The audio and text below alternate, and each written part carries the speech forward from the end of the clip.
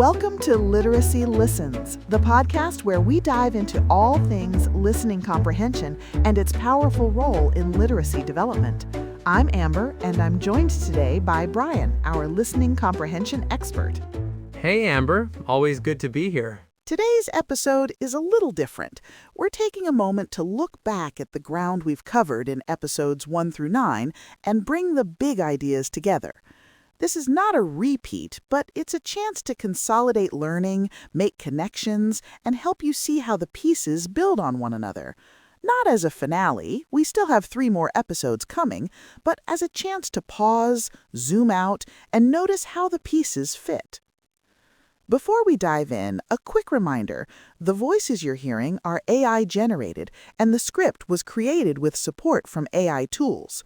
The ideas come from research carefully curated by Reed Charlotte, a nonprofit dedicated to improving literacy outcomes for students in Charlotte, North Carolina.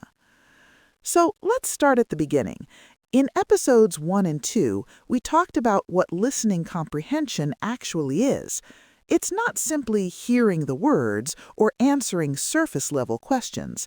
It's constructing meaning through language, making sense of vocabulary, grammar and syntax, ideas, and the relationships between them.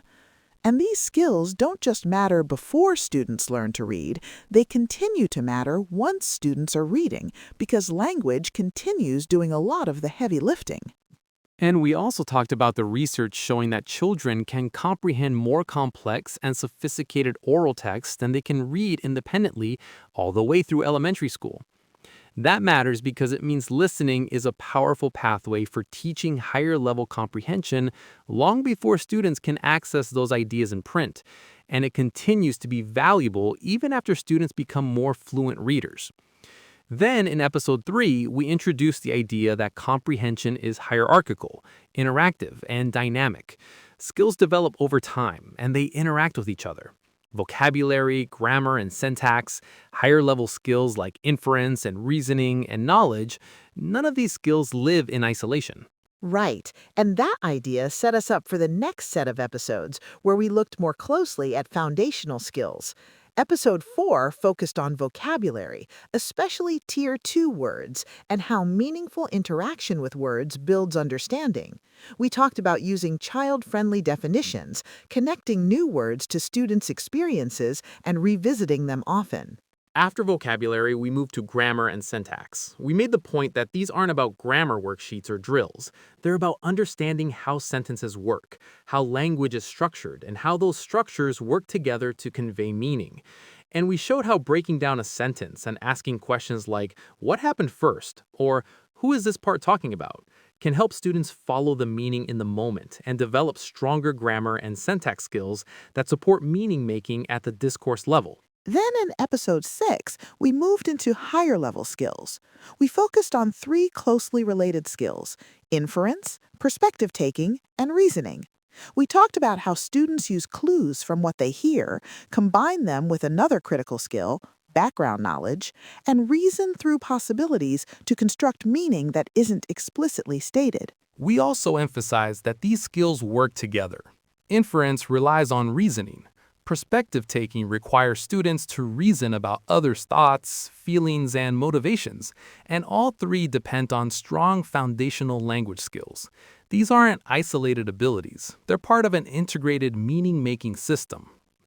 Episode 7 built on that with comprehension monitoring, helping students notice when meaning breaks down and decide what to do about it. We talked about modeling our own thinking, pausing, naming confusion, and showing students how to repair their understanding. Then, in episode 8, we explored text structure awareness, those predictable patterns that help students organize meaning.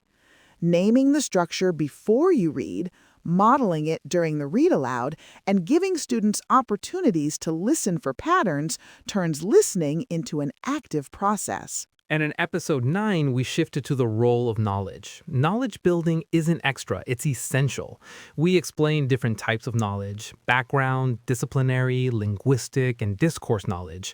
And we showed how content-rich instruction and resources like the Let's Know curriculum bring language and knowledge together in ways that support comprehension. When you put all of that together, vocabulary, grammar and syntax, inference, perspective taking, reasoning, comprehension monitoring, text structure, and knowledge, you start to see the larger picture. Listening comprehension isn't one thing students either have or don't have. It's a whole network of skills that develop, interact, and strengthen each other. And each of these skills is something teachers can model and teach explicitly, long before students encounter these demands in print. That's the power of listening comprehension. Exactly. When we read aloud, play audiobooks, use storytelling, and guide discussions, we're strengthening the muscles students use while reading. We're teaching them how to think with language. And the beautiful part is these skills grow over time. Students revisit vocabulary, grammar and syntax, inference, text structure, comprehension monitoring, and knowledge again and again, each time with more maturity and more understanding. And we're not done yet. The next 3 episodes will take these ideas even further. We'll look at how to assess listening comprehension, how to support multilingual learners, and why a multi-component approach is essential for teaching these skills in the classroom. Each of those topics adds another layer to the picture we've been building, and they'll help teachers translate everything we've talked about in episodes 1 through 9 into clear, practical next steps. So, here's your reflection question for today. Which listening comprehension skill, vocabulary, grammar and syntax, inference, perspective taking, reasoning, comprehension monitoring, or text structure do your students need more support with right now?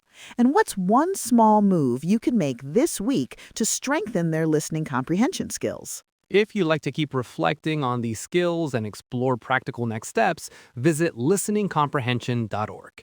You'll find resources that connect directly to episodes 1 through 9. Our next episode will be all about assessment and how to assess listening comprehension. Thanks for joining us for episode 10 of Literacy Listens. Be sure to subscribe on Spotify, Apple, or YouTube, and visit listeningcomprehension.org for more resources. See you next time.